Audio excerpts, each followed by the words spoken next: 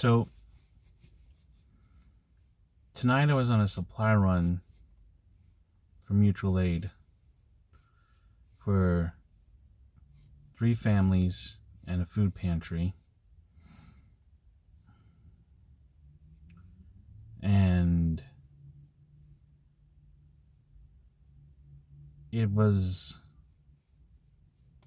a little difficult because you can see in the eyes of the mothers that I was handing, food to, some desperation, a lot of gratitude, and maybe some embarrassment. Not that they should be embarrassed at all, you know. They they they just don't have the resources to feed their family. So someone like myself, who's still working, I'm an essential worker. I work in veterinary medicine. Um, but I do have time. I do have some resources and help from friends who are funding this. It's a community. That's what mutual aid is about. The community coming together.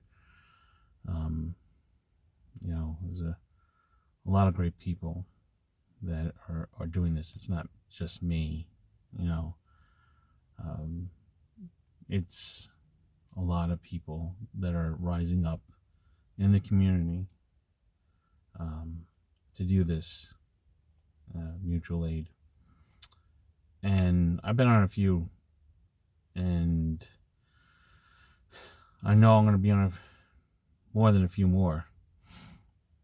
Saturday is picking up 4,000 N95 masks from an organization and brought them to the nurses union in Melville.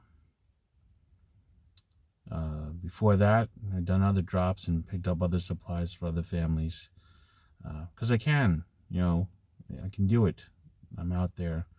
Social distancing. I've got a mask. Face shield. I'm pretty lucky. I can go out there. I can give a little bit of my time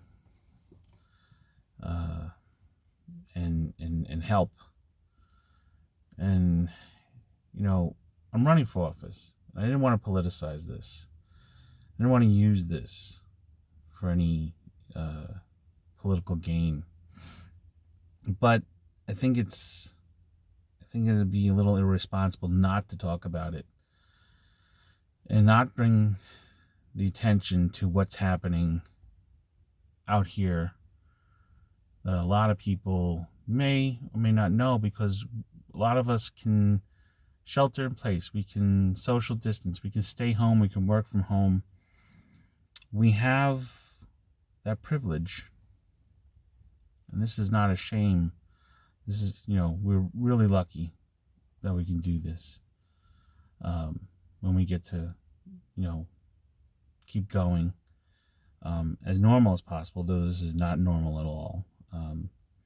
But it really does show that our society has been stressed, and it fails people. It failed people before this crisis, when there's food scarcity, where they don't have the resources to feed their families. They don't have the capacity to go to a shelter because maybe they're not a citizen. If you didn't know that, non-citizens, undocumented individuals can't go to a shelter. Healthcare is not an option for many people as well. The poor are, we always hear about the poor. Well, the poor really suffer. And when the system doesn't work for everybody, it's not okay. And when you're at home and you don't really see it face to face, you are just like, yeah, I know that sucks and this is not that great and everything, but when you get to see someone's eyes, um, the you know, the as I said, like the fear, the worry, that you know, when will the next meal come in? Will when will they have a job? When will they be able to provide for their family and maybe lose it all? There are people that are probably going to lose everything. They're not going to have the rent. They're not going to have mortgage. You won't be able to pay your mortgage. You won't have the property taxes. Businesses are going to fail. And it just seems the system keeps failing. It keeps failing us. And we can't keep with the status quo. We can't go back to the way things were before the COVID-19 crisis. We have to fight for change. We have to create a system that doesn't leave anybody behind. And that means there's some definite changes that must happen. Because when this happens again, and it will happen again, they're even saying we may be facing another wave, worst wave in the winter. People like myself may not have the capacity to help others with mutual aid. We may be finding ourselves worse off in a few months. It just can't keep doing that. We can't keep making the same mistakes. We can't keep supporting a system that doesn't support us.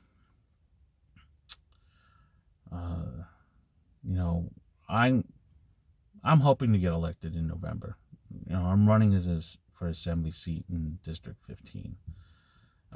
When I was started running last year, I kept talking to people about the toxic plume in Bethpage, and that's still there. We still got to do something about that. That's without a doubt. Affordable housing, a Green New Deal. So there's these things that, I was like, yeah, let's do this. Let's make these changes. Let's bring clean water to Hicksville. Let's bring clean water to the Bethpage and Westbury and Farmingdale.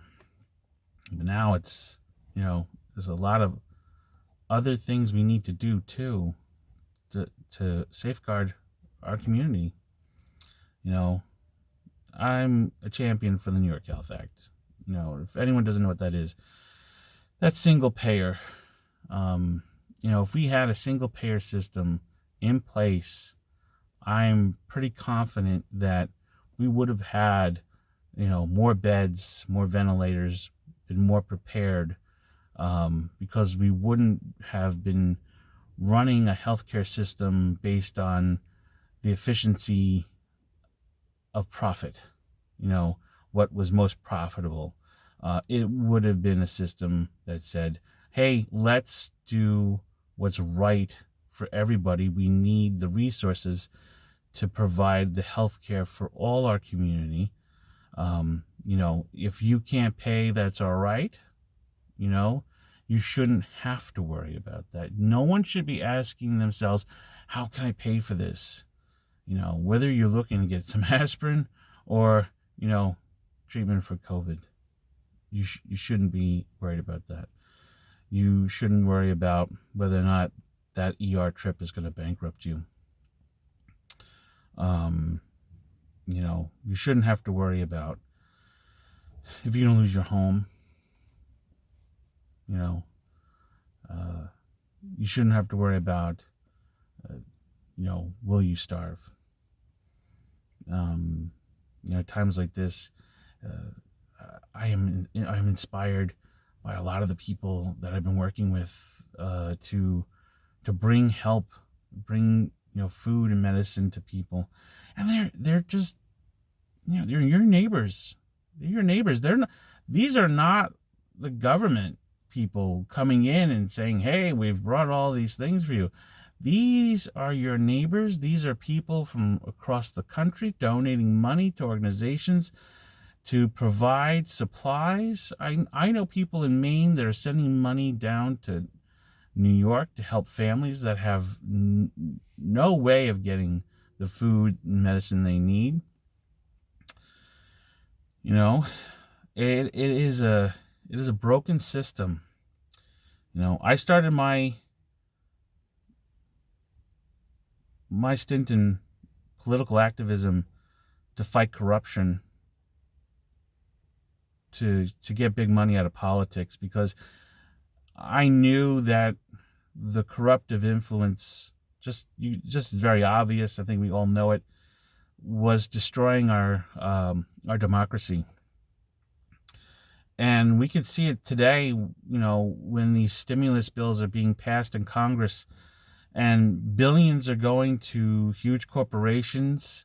Small businesses aren't getting any of that, really. And if they're getting it, they're getting the crumbs. $1,200 to eligible citizens doesn't even cover the rent in a lot of places in New York. You know, people are asking for rent cancellation and mortgage cancellation. We should be doing that. And that's, you know, you don't pay for however many months so you could have a home. No one should be going homeless during this crisis. No one should be worrying about their health care. It's insane that people are willing to die for profit. That's a radical idea. To die for profit. Why would anybody? You can't take it with you, my friends. You know, you can't take it with you. So when you're willing to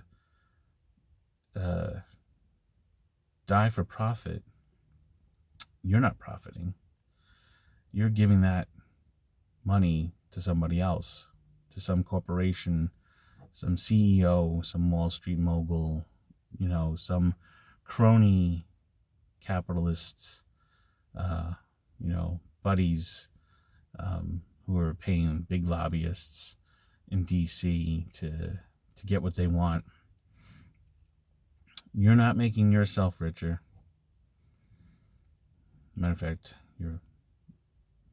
no one should die for profit. And none of us are really volunteering to do that. So when I say that, I'm being a little sarcastic. I know no one wants to die for profit, but we are dying for profit. We are dying for the profits of corporations. This system is broken for us, but it works really well for them.